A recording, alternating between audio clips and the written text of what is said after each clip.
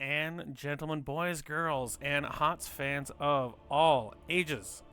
Tonight we have the last game of the season between Ground Up and Protectors of Aiur here in Division B East of the Nexus Gaming Series. Both of these teams somewhat in the mushy middle of Division B East.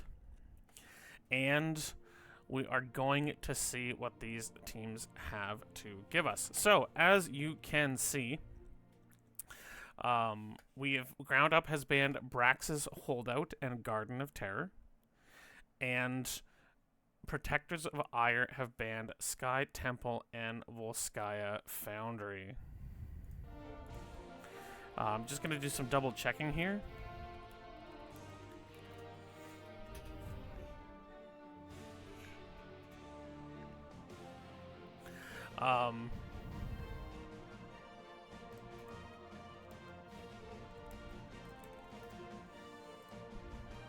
So, just double checking that we have everything right here. Yes, Ground Up will be on the left. Perfect.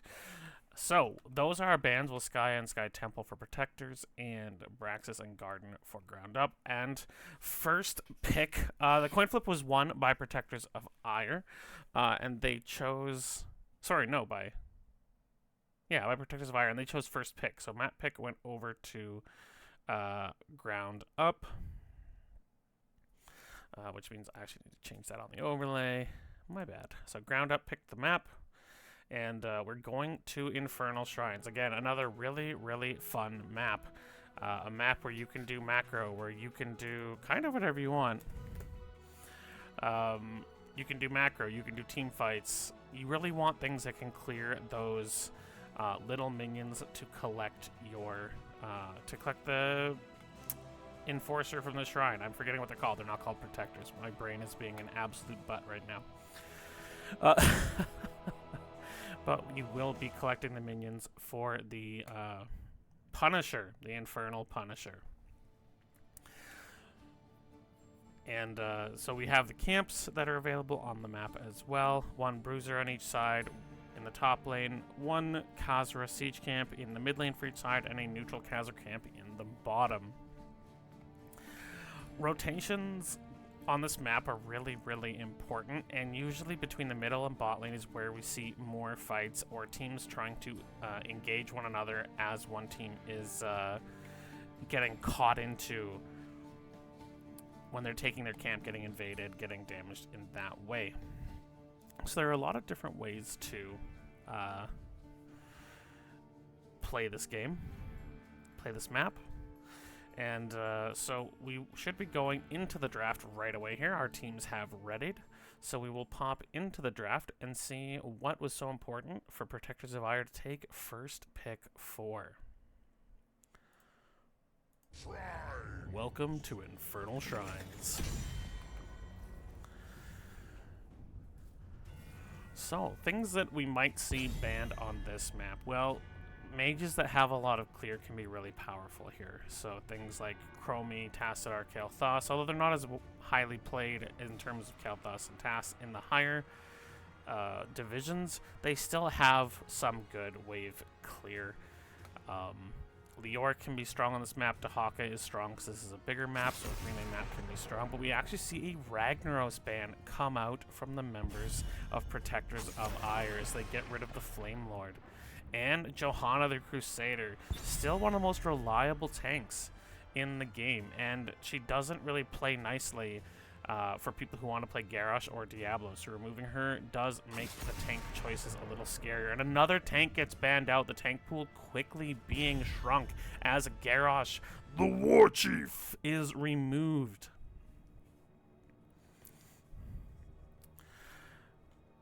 Now, I just want to double check something because, sorry. Trying not to be a pain in the butt. It's not showing up on the website. That's okay. We see Falstad banned as well. Pardon me for the interruption, guys. So, a global is removed. So, with the tank choke, you know, it leaves to wonder. Dahaka is still up, is still available, but Ariel is the first pick as they take the Angel of Hope on this map, but they will be on the Burning Hell side. So Ariel swapping over to the dark side because they have cookies. Now, these will be the only 2 picks that Ground Up gets before they, before the next ban phase, and they choose Anduin Vala, and those are excellent picks to pick here. Anduin, because he could have been banned, he is a very good healer, but also because it's hard to know where they're going with this composition. Vala can fit in a number of comps. Anduin can fit in a number of comps. It's really solid. They're really strong heroes, and it doesn't give away what direction you want to go with this. You could go double healer hyper carry. You could go a totally standard team comp. So a lot of options here. We see Junkrat and Muradin picked up by Orion and Tech. And this looks like they're going for more of a control comp, although Muradin not providing quite as much CC. His ability to dive in and out of fights, so far their ability to play the long fight is really enhanced. Ariel with long sustain. Junkrat can stay a long time in a fight. Muradin can hop in and out with that second wind. We will see the Space Goat get banned, and I wonder if that is, a specialty of the offlaner for Protectors of Aiur, but she is taken away. And she can be quite disruptive, so a good ban there. And we will see the final ban come out for Protectors, and it is going to be the Diva. So we see 2 very unusual bans in that we often don't see teams ban those choices when there's still great choices on the table, like Dahaka, like Blaze, like Hogger. The most commonly banned offlaners still totally on the table.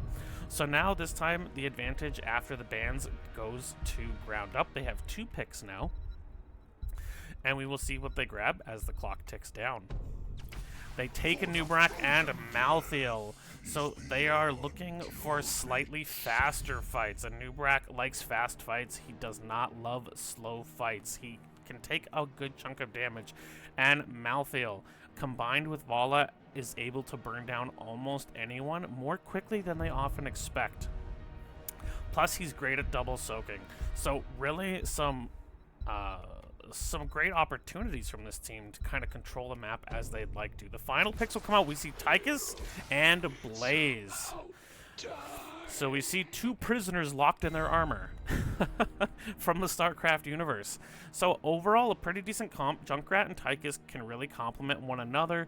Blaze and Muradin can really control a point, and Ariel has tons of sustain. So a comp with a lot of sticking power that should be able to clear out the shrines fairly easily, but there's no slouch. We're going to see the final pick here. The flex pick is Nazebo, so they're going for a bit of hard scale insurance here. They've got a lot of really strong characters who are available in the mid to early game. Now, the only weakness I would say on Ground Up at the moment is that Vala and Nazebo can take some time to stack, so they're going to have to play it smart. But other than that, we have our 2 teams. Let's see what they do as we jump into game number 1 between Ground Up and Protectors of Aiur. Pretend there's a cool graphic here like you'd see on a Pelder stream or a TokiB stream. Some of us are technologically limited. We're going to jump into this game in the blue on the side of the high heavens. With their shiny blue and gold and white, we have Ground Up. Fangs is on Vala. Your Majesty plays Malthael. Armetheus on Nazebo. Rano on Anubrak. And Nyx plays the Anduin. And in the red, representing the Burning Hells, we have Protectors of Aiur. Sergeant Scoops is on the Ariel. Pina Colada on the Tychus. The Sound 51 in all his caster glory on the Blaze. Ikpliktek on the Muradin. And Orion brings Junkrat. Level 1, we see their picks come out. It will be auto attack. Creative the Hunter Vala, so needing to be careful to stay alive at almost all costs. But that will mitigate some of her need for stacking in the early game. We've got Fear the Reaper, so the ability to move through characters and increase movement speed. So not on a pale horse, so a little bit weaker at the dual soaking here, but not by a whole lot. Still very decent at it. Azul has not yet picked a level 1. We have the Nerubian Armor from our Anubrak, Rubian Armor, and Power World Shield. Now, Quick looking to disrupt the rotation here. Does not want to get jumped on by 4, however. They push the lane in, and now what they're doing is desyncing the waves. In the top, we see the Sound and Your Majesty just playing mind games with each other. For the red team, we've got Searing Light from Arios, the ability to do damage with her W heals, which is called Ray of Heaven. We've got Quarterback from the Tychus, Adrenaline Stimpack from the Blaze, Dwarf Block, so granting block stacks after using Dwarf Toss for the Muradin, and Extra Wound Timers for the Junkrat. I'll just leave this here! Our lanky Australian. What an odd boy, but when played well, he can control the battlefield like no one else. So they are going to go for this bottom camp, gaining a little extra experience, and Ground Up has taken their camp slowly, meaning this has been given up for free. The mine was planted by Junkrat just in case he needed to bonk them away, but they just weren't able to get there in time. Meanwhile, the 2 mid laners are both going to be double soaking at the moment, although Icplictech and other members of Protectors are looking to see if they can jump onto this Malthael, but he can often escape. He just goes up and does not have to worry there. Rano now looking to see if they can protect their own Khazra camp here. As in the bottom, it's actually DPS, main DPS versus main DPS, clearing out these. Now, Vala has not had much chance to stack. We're 2 minutes in, and she has 5 stacks on Creed of the Hunter. We do finally see a build coming out for Nazeebo. He has chosen Spider Builds, the Widowmakers, which gives him also a little more early game burst. And it doesn't really sacrifice. It sacrifices some siege. Toads are the better siege tool, but in terms of team fights, Toads, once he hits 100, are decently strong for Nazeebo in the mid game once he's stacked, and in the late game, if he gets Vial Infection, he is a menace. So, Ariel waiting, Sergeant Scoops waiting to capture. They will take it while Your Majesty's here. The Sound looking to not gank necessarily, but just looking to see this out. But Rano has come in. They're looking to control the place. He will pop Pyromania to keep himself safe with the bonus armor, and away he goes. No, I think he used the Adrenaline Stimpack for the speed. In the bottom, they run down and gank Nazeebo, and he is going to die. And now they are going to have priority on this shrine, and the Landman High has been placed, giving them some protection with the trap there. In the top, Your Majesty is going top to counter push out this camp, so his camp can push more. Tychus just putting damage on the bottom gate here. It looks like Ground Up is going to seed over this shrine. It will be, as we see from the gem on top here, it is going to be an arcane shrine. Sergeant Scoop gathers them up so the dwarf can toss himself onto them, while Orion pushes out mid, and the Sound 51 returns to clear this camp. Level 7's coming in for everyone at about the same time. We do see the jump in there. A good bait there. Nick's taking a lot of damage, however, from the Punisher, but it's already down to about a third of its health. It will go down quickly, and they may not even get this full gate. Even with a 4-man, their ability to do damage here is small. Orion gets caught here by the Impale. He will be able to walk out, however, and there is still a turret left on this gate, as Protectors will go for their Khazra camp next. This Khazra camp is in 15 seconds. And it does look like, for the moment, both teams are ready to sit back somewhat and leave the camps there. Now, will Protectors try to invade here? They know this is coming up quickly. The damage comes out from a Tigris grenade. Are they interested in invading? Quick so far has been aggressive here, not looking to scout it out, though. Instead, looking towards Armetheus. Doesn't manage to hit it, so Armetheus will just get more of his stacks, already up over 60 for this point in the game, as Fangs and Nyx finish off the Khazra camp. Once again, though, they're looking to take this bottom hit. They're trying to stop Rano and Pina Colada. They come in. There's the whip, but a great burrow charge. He will survive.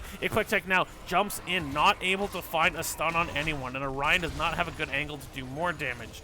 But Blaze needs to respond to this. Their gate in the mid is taking damage, and Your Majesty will soon be pushing another wave into the top. So the Sound 51 is trying to help his team, but also needs to be on top of these quick rotations from the Angel of Death. While in the bot lane, they're trying to put some damage, but they will clear out these Khazra before they have any chance to do damage to this highly harmed bottom gate.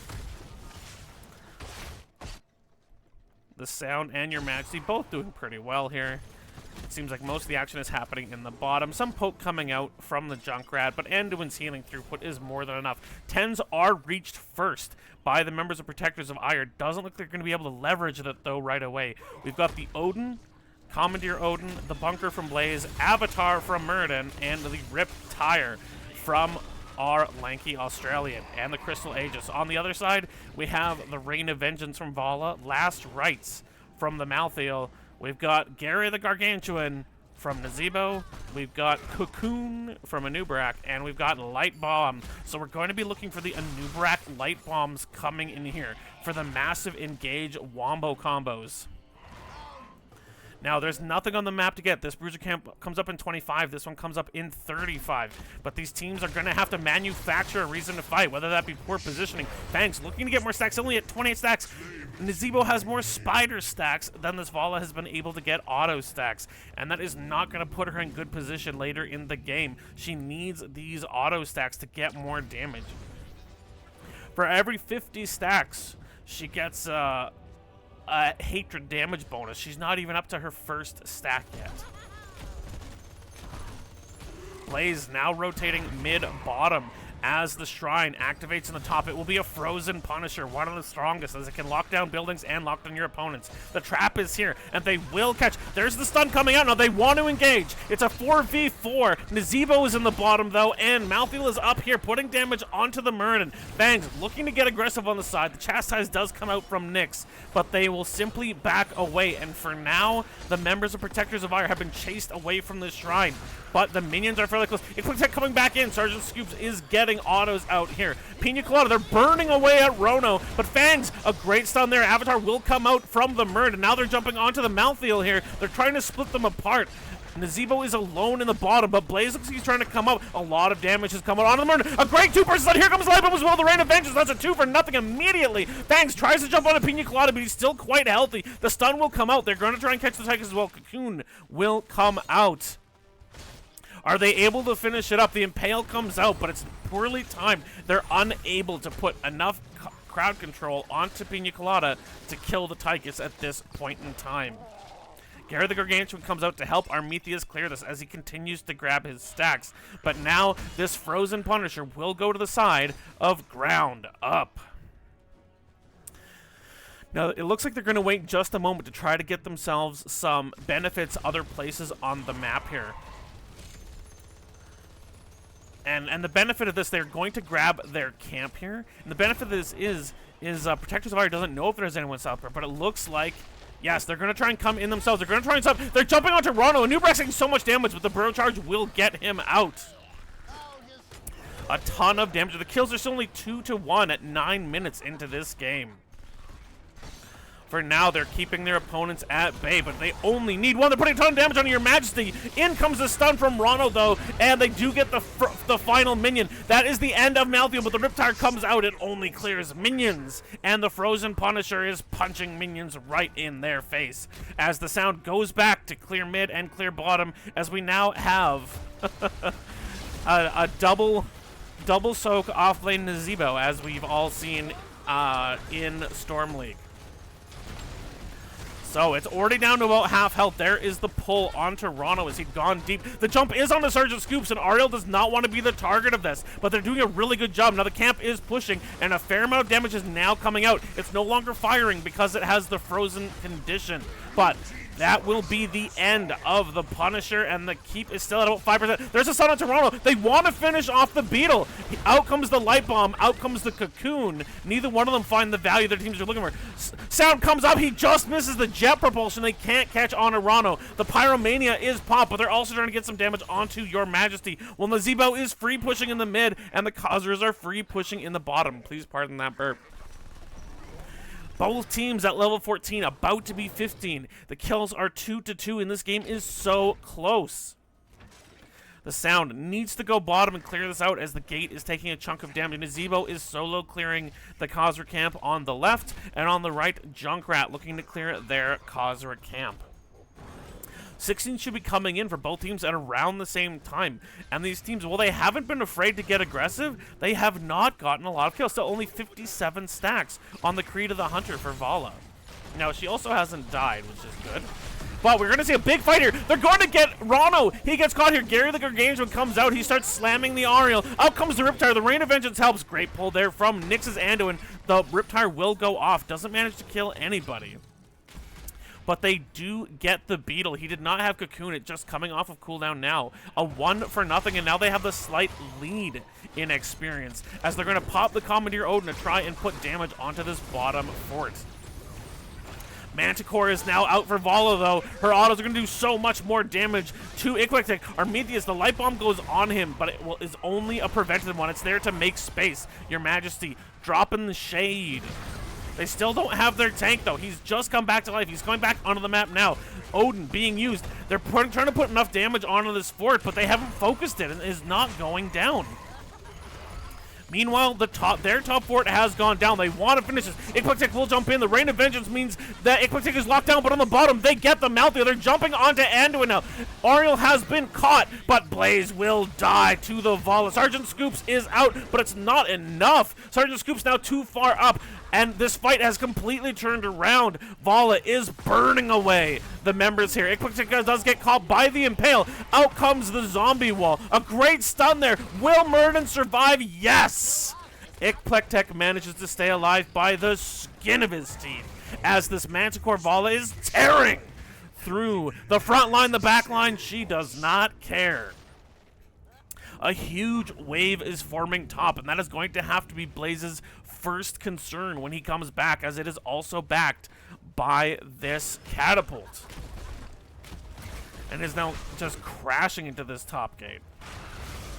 Eclectic looking to get some value here. Good pull there from Nyx just to make sure that Nazeeba will be safe for now. And again, now the team is starting to stack. Spiders are done. Creed of the Hunter is at 2 stacks. Again, both teams are so close. There's a stun out to Nyx. They're going to try to jump immediately. Light Bomb comes out, and they can't finish the Anduin in time. Out comes a great bunker there. Your Majesty is low. They managed to kill him. Sergeant Scoops is so low. The Cocoon comes out on to Orion. In the top, the Sow trying to jump on a Nyx. Anduin managed to save himself, but in return, they switched focus so quickly to kill the Malthea. The root is onto Eclectic. The Impale gets himself. The Spiders are nibbling at his dwarven buttocks. I never thought I'd say dwarven buttocks in a cast. Gary the Gargantuan comes out. Nyx is hitting these chastises left and right. Gargantuan will get taken down, and Protectors of Aiur do have the lead 30-20 on these minions at the moment.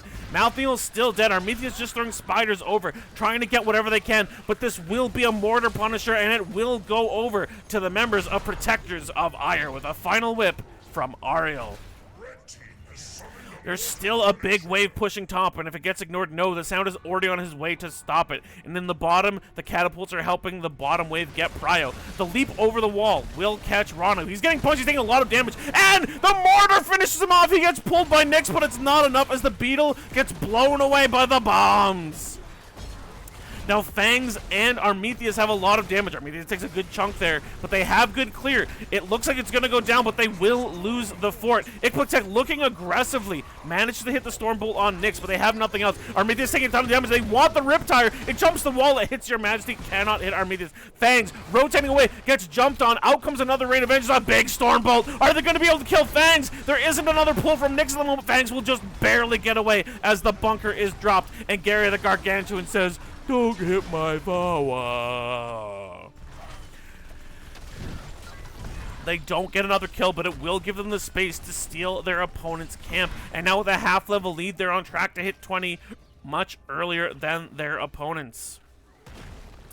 What will they look to take next? They could try to put pressure, but a new Brack is back, and this could be the kind of aggression that throws you a game. But they see their opponents coming onto this top camp, and they will steal the experience and the siege camp.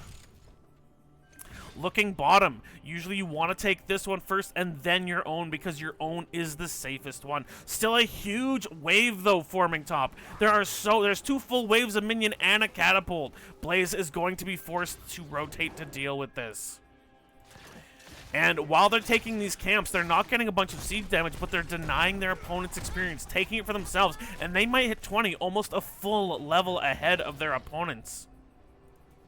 Are they going to rotate up to their top camp here? It looks like they will, as there's no sense in taking a pre-20 fight if you can guarantee yourself 20 before it gets handled. Hey, Saddleburr, welcome, welcome.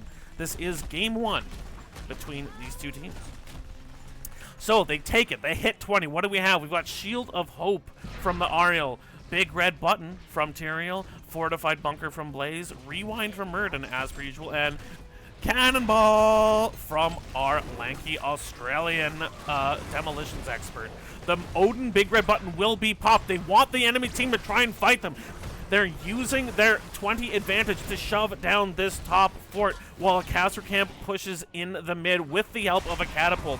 They're going hard. It is a 5v5 at the moment. This is not a fight that Ground Up wants. They are. Iquick comes in from the flank, just looking to be a distraction, though. There's no serious engage. The Gargantuan is popped. The Gargantuan is down, as the fort is now taking free damage from both this siege camp and... But out comes a light bomb. They're getting a ton of damage onto Nyx. He's alive for the moment, but Iquick pops the avatar. He jumps back in. The sound trying to hit. The bomb's trying to hit. Nyx is still alive. His bunker has to be popped to keep the two frontliners alive. Your Majesty taking a ton of damage. They're still not yet 20 as the top fort has dropped. The next shrine will activate in 14 seconds. It looks to be a frozen shrine.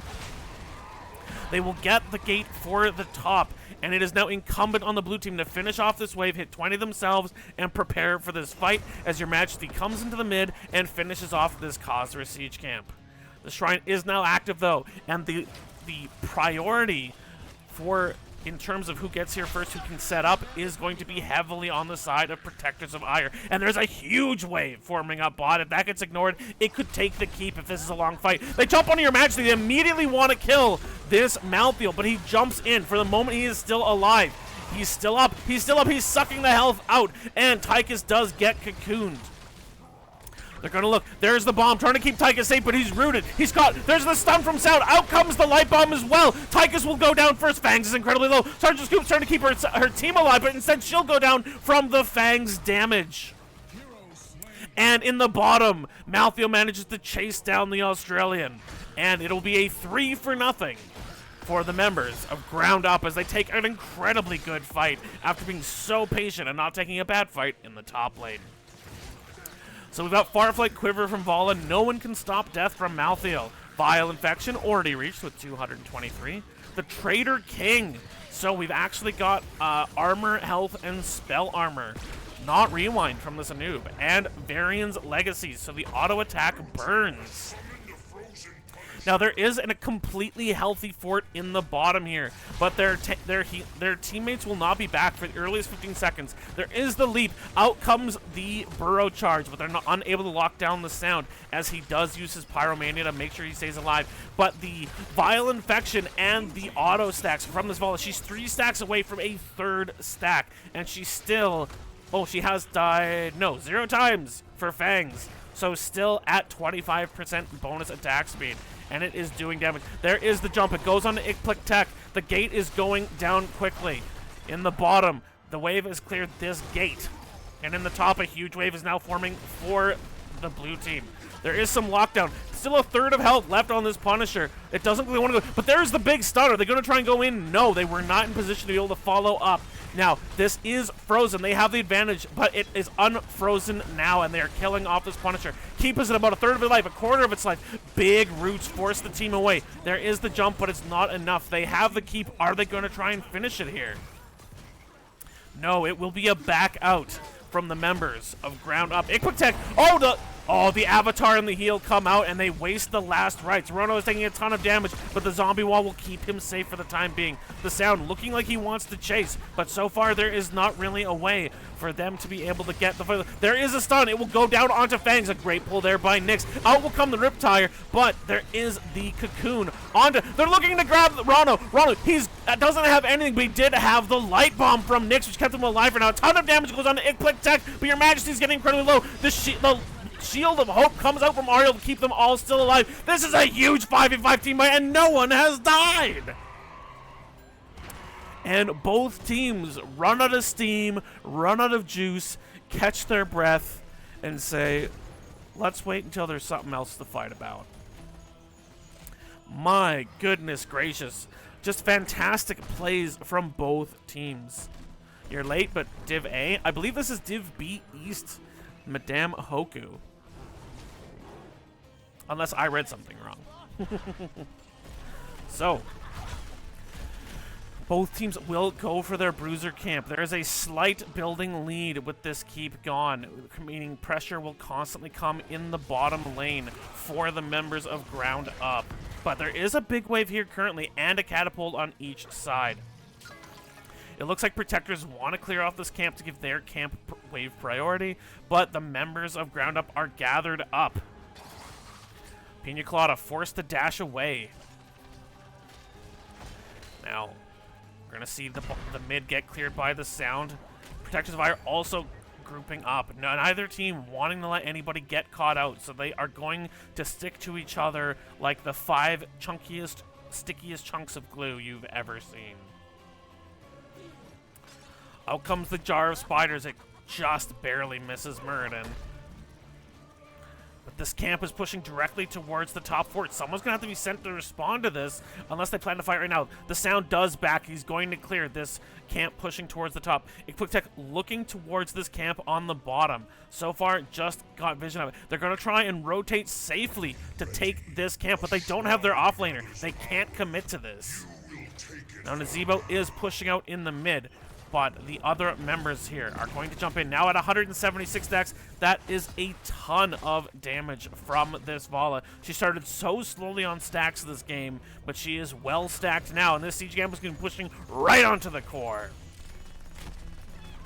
Blaze is finished pushing out top, but it's still a 4v5 for the moment. The Shrine will activate in 2 seconds, and it's going to be a Mortar Shrine. Lots of damage, but once again, we do have a full fort here, which should slow that progress somewhat. Quick, they're looking to get some damage onto your magic. He throws the Stormbolt, but his team isn't here to back him out. Avatar will be popped. They're jumping onto Malthael again. The zombie wall just misses. Rano is all by himself. Gets bombed away. Out comes a light bomb. Oh, a fantastic bunker from the sound means it gets no value whatsoever. Out will come the Riptire. There's a root on Iplitek. A 4-man burrow charge from Rano. He's going to take a ton of damage. Iplitek going so low from all that spider damage. Has the dwarf toss out. They're jumping on your majesty. He's killed as well. So far it's a 2 for nothing, but the sound is incredibly low. Armetheus almost bombed in, but a great pull from Nyx means that for now Nazeebo will live and he will continue to brew as a 2 for nothing. But no one can stop death. Malthael is right back here, and they're putting tons of this dot damage onto the Muradin. He has to dwarf toss out. The sound getting very low from Fang's damage here, but they're focusing on the shrine. They're focusing on the shrine, but there are Khazras at the gate. Khazras at the gate, boys. Almost 200 stacks here. Once again, the sound is forced to back.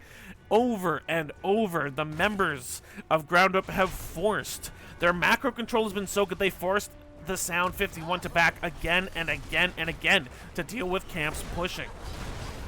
The jump will come out onto Malthael. He pops Unstoppable. In 5 seconds, the Nubrak will be back, and he will have Cocoon. The Gargantuan is taken out, but so is Big Red Button, and this keep is going down very, very quickly. The Punisher is down to about 1/3 of its health. It jumps onto Nazeebo in the back, but no! They're able to save the keep for now. It has about 5% of its life, but it still exists. Now, a big wave is forming in the top, and it will need to be answered as 2 catapults are pushing with it. This middle keep only is going to take a bit of a sneeze to take it down. Protectors of Aiur taking their Khazra camp, looking for an opportunity to catch their opponents unaware. Ryan, you're getting really far up there. The sound finds Nyx there with the oil. A good impale, but a great whip there. They're putting a ton of damage. He doesn't have rewind. Out comes a burrow charge. He's barely on. A great stun there from the sound. And there comes the pull from Nyx. But now the return damage is out onto Iplitek, and he requires big healing from Sergeant Scoop's Ariel. But without the rewind, he has to have that Puro charge available. Trader King cannot help you if you are dead, but that 20 spell armor should help him survive a little bit longer. Here comes an aggressive push. Out come the bombs from the Junkrat. They're just not enough. And they're going to jump onto Tech. They get some damage onto your magic. There's the whip. Out comes a light bomb. It doesn't matter. They kill him before the light bomb can go off. Out comes the Riptire. They get Armenius and pushes him back. There's the Stormbolt. A ton of damage on Lazimo. He's so tanky this late in the game, but it is not enough. A 2-4-0. And they want to push in the mid. They have both of these Coswork camps. Them and 6 Goatmen want to finish off ground up. Nyx taking a ton of damage for now, still alive. Fangs just pumping Manticore damage into the Muradin, but all they have to do is protect these Goatmen, and that is what they're doing. Your Majesty comes in, takes a ton of damage, he's killed immediately. Does he have his no one can stop death? Yes, he is back right now. Damage on the core down to 87%, but most of these causes have been cleared. 110, and the final one goes down. He's doing so much damage. There's the stun onto the mouthfeel. He has to put himself a great shield of hope from Ariel, and they kill him again, and this time they can stop death. He no longer has his level 20 talent available. Tech and the sound so low, but they're just trying to finish this core. Nyx will walk in with his own light bomb. A great whip there from Scoops. No goes down. They stun Fangs. He's going to die for the first time this game. Ariel is dead. The core is at 34%. Now Rano is back. They're fighting for their lives. But it is not enough. The Beetle will cocoon Tychus. The sound big sung on Toronto. But here comes Armenius. Are they actually going to defend this? Are they going to defend this? Now out comes the bunker. They get up. They're going to jump in the bunker and they're going to use fire. And they burn down the core of ground up as game number 1 will go in incredible fashion to Protectors of Aiur. Guys, don't play so crazy that I have to yell. I'm going to cast like 8 games tomorrow. Here is 13-7, the kills here. Only 1 death in that Vol, and it was at the very end when it no longer mattered. Just fantastic, fantastic plays from both teams. I can't even begin to tell you how awesome it was to see both teams playing their characters and their compositions so well. And it was just a few final fights, a few final moments. So we did see the stacking taste for explosions build, making the Qs more dangerous for the Junkrat here. Pretty standard Muradin build. We got a bit of a jet propulsion build here from the Blaze. Looking to get a bit more damage and a bit more cooldown so you get more stuns. We've got the spray and pray build here, the Q build from our Tychus. He actually went the bigger they are. And Odin. Usually you see Master Assassin here for. And yeah, again, we didn't see the rewind on the Anu. We wonder if we might have seen more there. Nyx's Anduin was Pog. Yeah, Nyx was disgusting that game. And it looks like map number 2 has been chosen. It's going to be on the Shire of Dragons.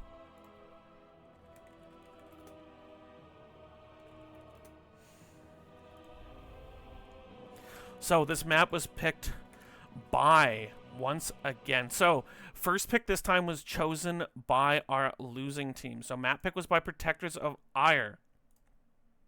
And first pick will go over to the members of Ground Up.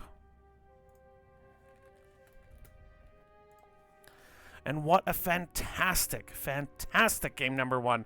If you guys are like me, you cannot wait to see game number 2 because that was nutty. Nyx's everything is Pog. She's a menace. I can't wait to see more. She was fantastic. I thought Armenius had a really good Nazebo. Fangs' Vala started slow but ramped up like crazy.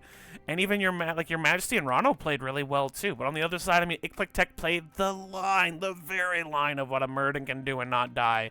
Scoops' Ariel, some top-notch whips. The sound whiffed a couple early jet propulsions, but in the end game was stunning 2-3 people every time.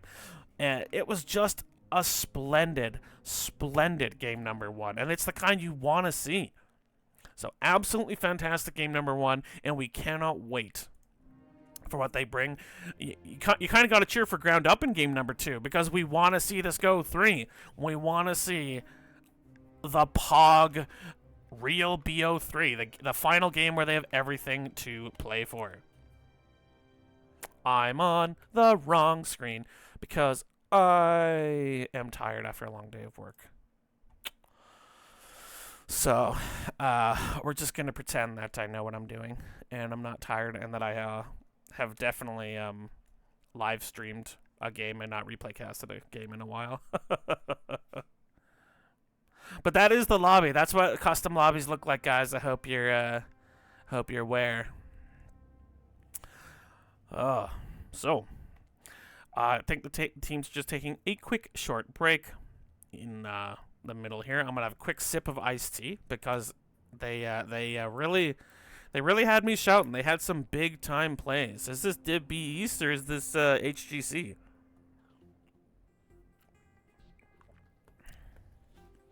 Because Knicks looked like June in that last game. So we do have the R from one team. We do have an R from the caster. We are just waiting for the final team to say we want to rumble. We want to have a knockdown, drag out kind of team fight where everything's on the table here on Dragonshire. And a fun map is our Shire of Dragons. It's so much about good resource allocation.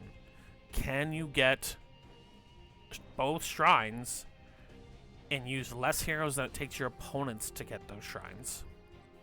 So, there should be some pretty exciting 2v2s, 3v3s. Globals are going to be super important on this map, so we'll probably see them banned and picked pretty early. But with that, both teams have dropped ours, and we are going to go into the draft of game number 2 between Grand Up and Dragonshire.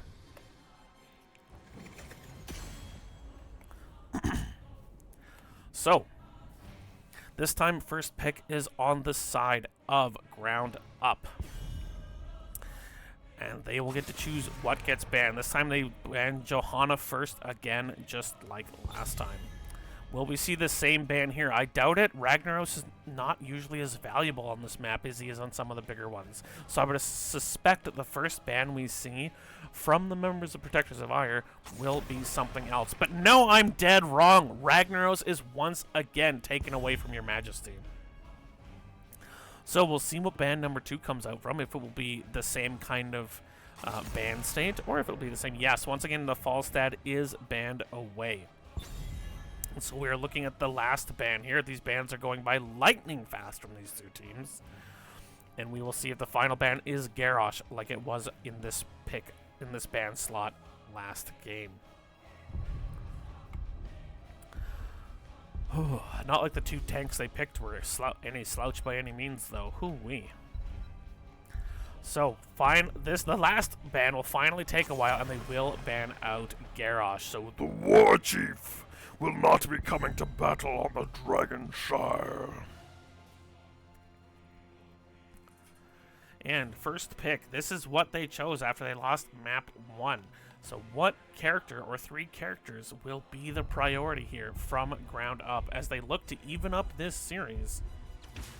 They will take the Ariel this time. So both of these teams finding the Angel of Hope to be incredibly high priority. Now, you may notice that there's still 2 globals on the table, and that's not counting things like ETC or Illidan. We still have Dahaka and Brightwing as options, and Brightwing especially can be very, very strong on Dragonshire. And sometimes we even see interesting things like Zeratul, although not this early. So let's see. We see the Muradin. Ikmatek did look good in it, and the Zagara. Zagara's creep can give you some really strong control over the Tribrush with the creep vision, plus she's just kind of strong on this map. The shorter lanes means that she doesn't have to worry as much about getting caught, getting ganked, and her ability to siege either with the team or not with the team is very, very strong.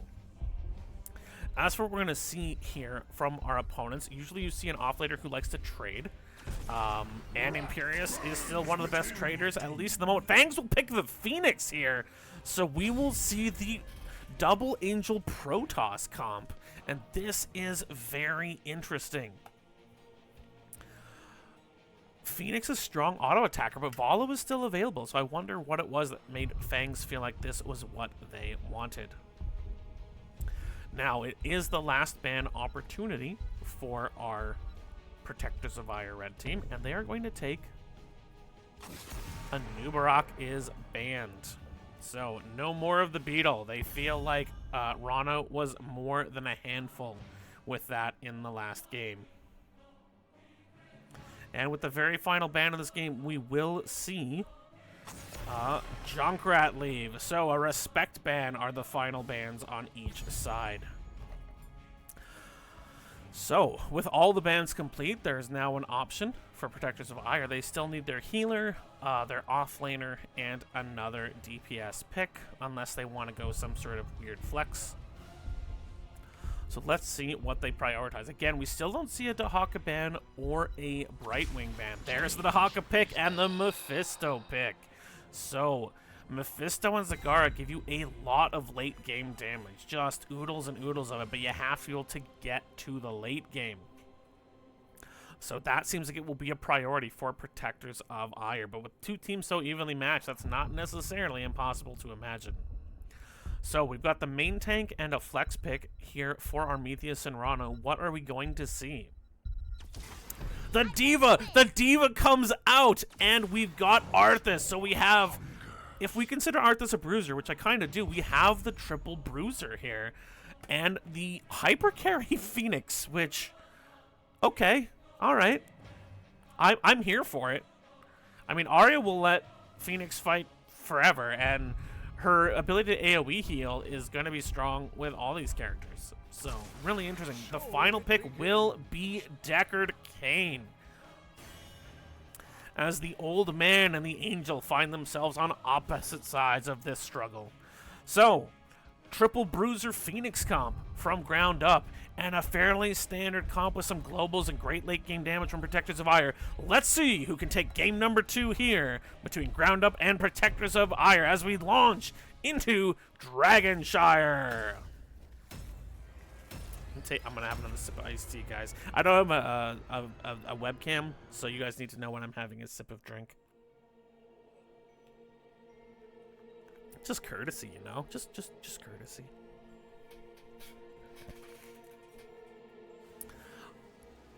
We just have to hope that game number 2 is just as exciting as game number 1, because game number 1 was a banger.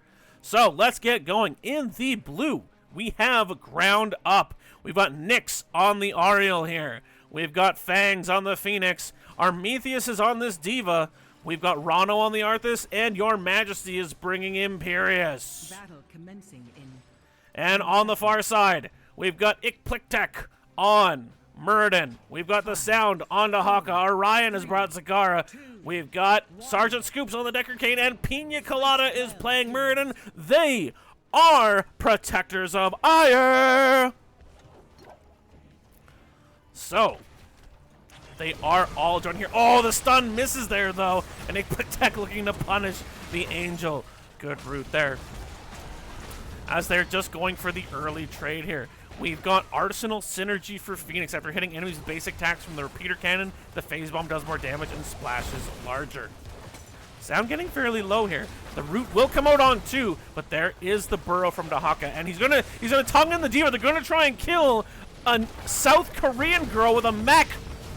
Are they gonna be able to? And yes, Diva is killed.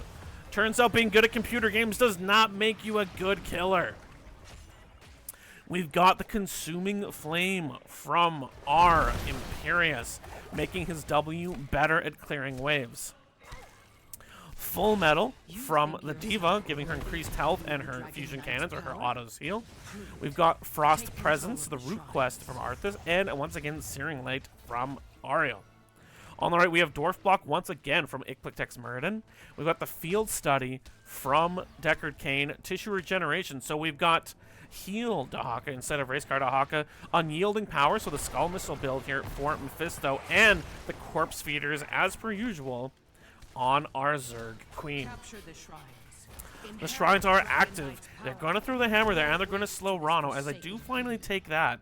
But in the bottom, Orion is putting out creep, and Zagara does capture the bottom here. Now, Pina Colada is being chased by Fangs, and they are going to look to clear out this siege camp, as both teams have taken it. In the top, Diva is pushing the Sound around. That's one thing Dahaka isn't always the strongest at, is actually dueling.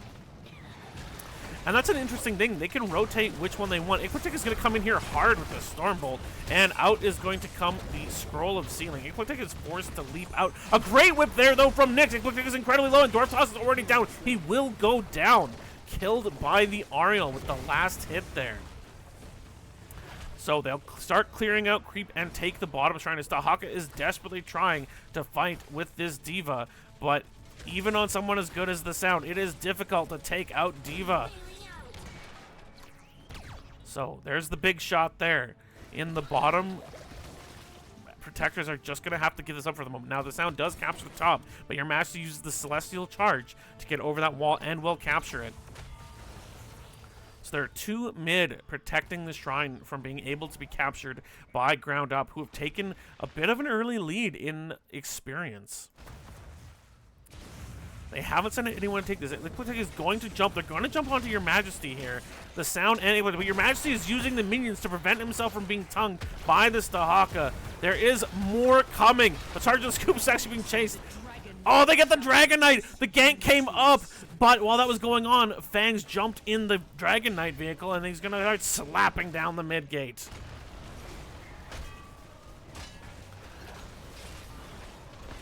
That's interesting. Well, hopefully that's a visual effect. Orion is taking so much damage, a huge whip there. Out is going to come the D.Va bomb, and it finishes off that wall. They're going to kick Orion far away, but Fangs is in a difficult position here. Now he will have the warp out, and he does. The Sound looking for the tongue, just misses, forced to use Burrow. And now Iquitec is in too far. He's taking so much damage on the Murd, and he's dead once again. And he is not having as easy a time with the incredible amount of crowd control that is over on the side of his opponents this time. Prometheus will come in, push in with that D.Va. A big tongue, though. And now, once again, our tiny D.Va is going to be forced to back away. But she does so safely. We do have the Detainment Strike, or the repeated offense Detainment Strike from Ariel. 7 stacks on the Frost Presence, 28 on the Skull Missile. Dahaka doing good job stacking so far. Already has 5 out of 10.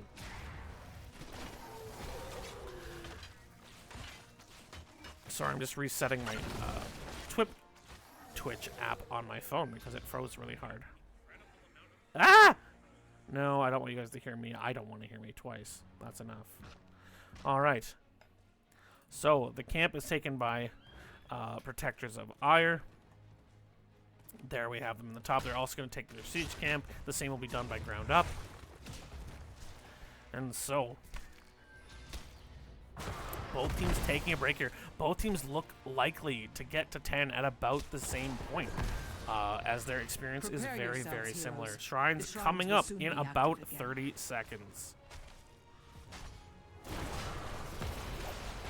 Lots of damage coming out there from Pina Colada. He's actually tied there for damage. So, Fang's taking a lot of damage, forced to back off, but Nyx gets the full bar there and heals the entire team. Once again, we heard the D.Va noise as she jumped back into her mech in the top lane there as she's pushing forward with that camp. Shrines have activated. Orion looking to fire those Banelings off. Out comes the root. It just misses. Good sidestep there from Iquitec. Both shrines captured once again by the members of Ground Up as this camp pushes hard. The tongue just misses on Prometheus. Pina Colada looking to be sneaky here as your Majesty, but no, he doesn't even try to go for it. Iquitec and Pina Colada trying to put damage on the Imperius, but his sustain is very, very good. While in the bot lane, there's still a Sea Giant left and is putting damage onto this. Sergeant Scoops gets caught there. Your Majesty looking to capture a good Stormbolt there. Lots of damage coming out this time. Pinulata not quite able to hit the Lightning Nova the way he wants to.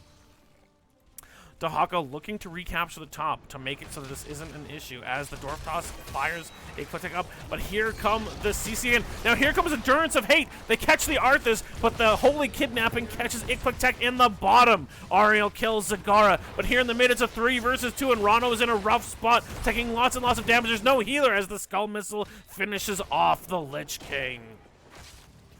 But in the bottom, Fangs is getting free damage on this bottom gate as the rotate comes in. Sergeant Scoop's looking to slow down Fangs, but Nyx is here to stop them as well. Good whip there into the wall as the Avatar pops off of Muradin.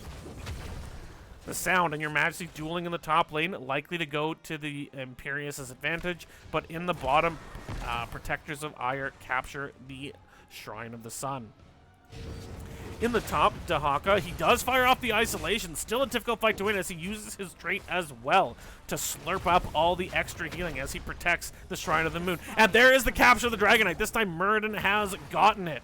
Fangs, they're jumping in. They're going to try and kill Orion again, and the ultimate will go off and kill the Brood Mother. They're looking to gank in the bottom, though. The fire goes out onto Fangs and Nyx. There is the kick onto Nyx. It's going to lock her in a corner. A good sleep there from the Deckard Cain. Out comes the Crystal Aegis. It's not enough as Nyx goes down on that Angel. Fangs incredibly low in the back, cannot afford. There is the kick onto the Arthas. He is knocked back. Dragon Knight already down about a third of its health, but Fangs is taking a ton of damage out. He's forced to teleport away. That ability is actually called Warp. So yes, he warps away. Dragon Knight getting low, but so is Prometheus Mech, forced to back out once again. Fangs is just living on next to no health here. Your Majesty looking to rotate, interrupt the rotate there of the Sound. The Dragon Knight leaving with literally 1% health. As once again, both teams will stop to take their breath. So we have Purification Salvo, Holy Kidnapping, Micro Missiles from the Diva, Summon Syndragosa, so it will not be Army of the Dead. We have got Avatar from Muradin, Stay a While and Listen from Deckard, Isolation from Dahaka, Endurance of Hate from Mephisto, and the Devouring Maw. Pina Colada finds himself in an incredibly unenviable position. He does use his E to get away, but he's forced back in, gets a big heal, but out comes the bomb. He's incredibly low. He's going to get caught, and he's killed by Rano. Sergeant Scoops gets incredibly low on the Deckard, managing to give himself some potions, but the Purification Salvo will come out. Here is the Maw as it catches Rano, but Ipotec taking a ton of damage here. Prometheus does lose the mech. The Holy Kidnapping does go out onto the Dahaka, but down goes the mech and the Diva, but so goes down the King of the Zerg as Dahaka dies. As let's just calmly pushing in there. Ipotec is low, and again, the ability of Imperius to melt tanks is showing here. Sergeant Scoops being slowed by the Arthas. He just can't get away. He cannot get away. He is killed. They're going to put more damage on Orion here, looking to dive, but Ipotec wants it's done, and Rano gets killed in return, gets a little greedy for that kill, and they take out the Arthas as Frostmourne slumbers. Another chance to prove yourself worthy. Yes, no, don't clip that. That sounded funnier in my head.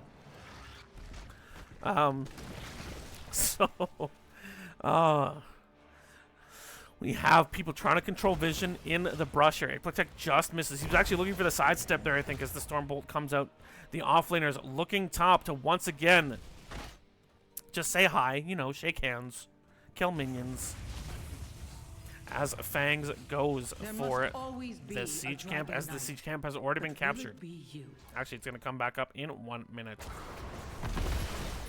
Big push coming out from Protectors of Aiur here. There's the jump out. Ipotec looking to jump onto Fangs. Now, he has Avatar and not the Haymaker here. He's going to take a lot of damage. Sergeant Scoops with the heals, but it's a 5 versus 2. Are we going to see? Out comes the Stay a While and Listen as the Maw catches 2. This is captured by Protectors of Aiur. Fangs is incredibly low. Oh, the Crystal Aegis saves him from the Skull Missile. He's walking away, but Ronald will get killed.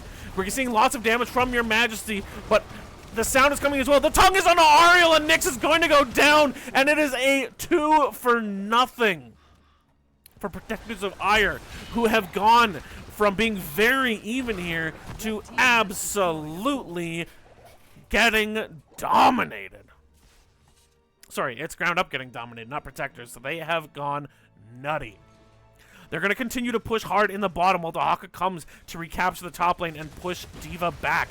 While in the bot lane, again, the Banelings and Hydralisk of this Zagara means they can push whether they have a Dragon Knight or not. This team is not dependent on a Dragon Knight to push. Now, their camp has just come out. So has their Bruiser camp. In the top, Dahaka is capturing it. And they're going to try to recapture Your Majesty. Looking to delay. He has got a number of abilities. Forced to use Celestial Charge, but rooted in place. And the Arthas root will miss. It is a 3v4 in the mid lane. Rano steps in. Orion is in rough position if he gets caught. But they're putting tons of damage onto the Arthas. It is now a 4v4. And Rano fires the Syndragosa in. They're looking to kill. A great Stay a While and Listen will keep The Zagara Life Fernanda devouring Maw catches too, as we see both offlaners come down. Rondo's incredibly low. He will get killed by the Deckard Cain of all people. Bangs goes down as well. Phoenix cannot survive this. Armithius gets stunned, and there is the Celestial Charge, and the Crystal Aegis comes up, but they are going to kill the Angel of, I don't know, Bureaucracy? I'm pretty sure that's what Imperius is. That's why he's so grumpy all the time.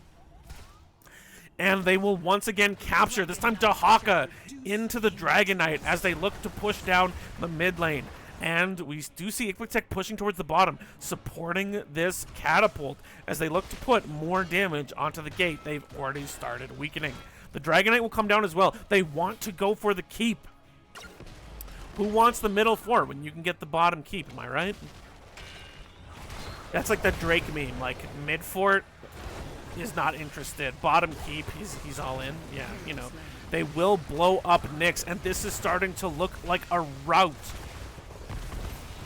As Protectors of Aiur are looking so strong. They will take out that bottom keep. They've got a full 2-level advantage right now, and Ariel's still dead for 30 seconds. They are backing out. And for now, Ground Up is just going to clear. They're going to look to try to make up some of the difference in experience here. But with this lead, the rotate to mid is not to fully back away, but to get that middle fort as well, giving them even more map pressure. Now, the burst that comes from when the dragon goes down does keep the sound safe for now, as the Howling Wind comes out. I believe it's Howling Wind, is it not? Howling Blast, my bad. Comes out. So, whoops, that's not what I meant to do. We see another partial engage, but again, this is what it seems like Protectors like to do. They get a lead, they steal camps, they steal opportunities to gain experience from their opponents, and now they'll come bottom and get this neutral bruiser camp to get even more experience, and they are just flying towards level 20 as smartly and safely the members of Ground Up will take their own bruiser camp up here. Now, with a catapult coming and this bruiser camp, oh, this is very clever. They're going to jump in. They jump onto the Arthas, not the beefiest of tanks. He gets stunned there. Excuse me, the triangle comes out. It's not going to hit anybody, and here comes the bomb, trying to cause their team to disengage, but the whip and the Howling Blast don't have synergy. They're going to jump in here again. Imperius is top and can't help. Stay a while, listen. The stun then comes out, but Cindergosa is going to come out as well, and now there are stuns onto Protectors of Aiur. The Sound is taking a ton of damage. A great Celestial Charge there, and when the damage comes out into Fangs and he is killed, the Contagion for the isolation comes out, and they're all silenced. That is the end of Imperius.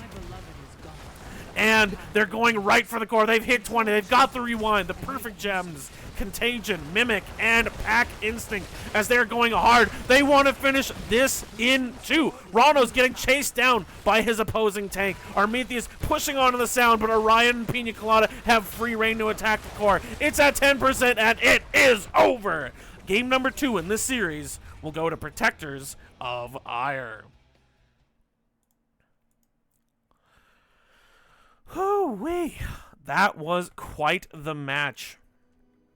I really liked this unorthodox bruiser setup, and I think it was played well by the members of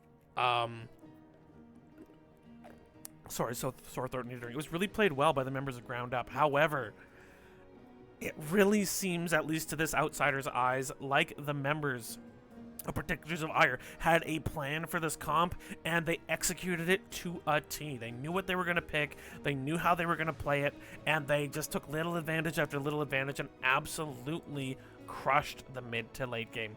So we do see the Hydralisk build here for percent health damage from Zagara before that gets nerfed. We've got a bit of an unyielding power build here with the Mimic here. From Mephisto, pretty ordinary. Yeah, I would say the standard Dahaka build. We have Ancient Blessings here, and of course, Rewind. If you're interested in some of the other skills that are here, I always prefer for myself, not Cindy, the Army of the Dead to keep you alive, since Arthas gets squishy post 10, but just really, really good play from both teams, but fantastic work by the members of Protectors of Aiur. So let's see if we can get an interview with our winning team.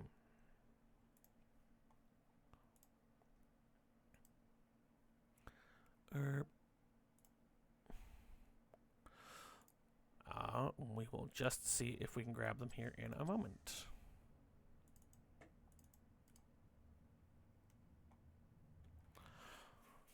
But yeah, very exciting matchup. Very, very well done and well played from our members here. It's always harder to find them than it seems it would be.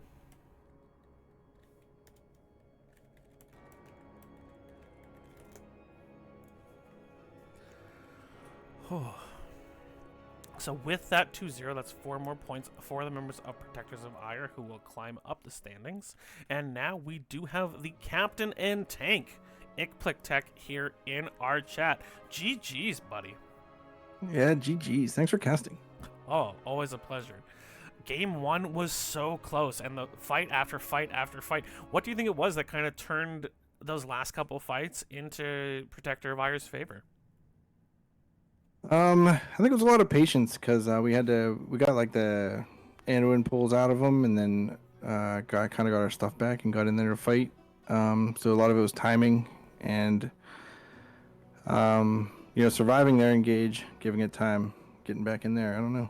That was really good. Nyx's Anduin looked fantastic in game 1, I do have to say. But yeah. In game number 2, so in game 1, you really pushed Murd into the limits of kind of what he could get away with. In game number 2, early on, they were punishing that a little bit. Were you a little surprised at how much CC they could kind of put on the Dwarf King? They did have a surprising amount of CC. The triple bruiser is just gonna show up with more CC but less damage, so like it lets you kind of play with your health bar a little and less with your positioning. Some of those fights, though, I was like, can I move, please? Like, I'll write an email while I'm rooted here. Both your teams prioritized Ariel at the very top of the draft. Is this something that you've dealt with other teams in Div B East, or was this just a thing for tonight? Yeah, I think that Ariel is fairly strong in the meta, and I think that it may be localized to like our kind of skill level, but I think she's really strong, and we prioritize her a lot. Absolutely. Well, those were 2 fantastic games. Any notes you want to make about the games before you give some shout-outs? Any notes about the games? I don't know. Good games from ground up. They were a tough opponent. They showed that they really have what it takes. So we're probably going to end up seeing them in the playoff. We'll see. I think with a domination, it puts us at 4. We were waiting on the last game. It's on Monday, but I think that we can get to 4th seed, and that might put them in 5th. Let me look at that. Yeah, I'm doing the same. Might put them in 6th.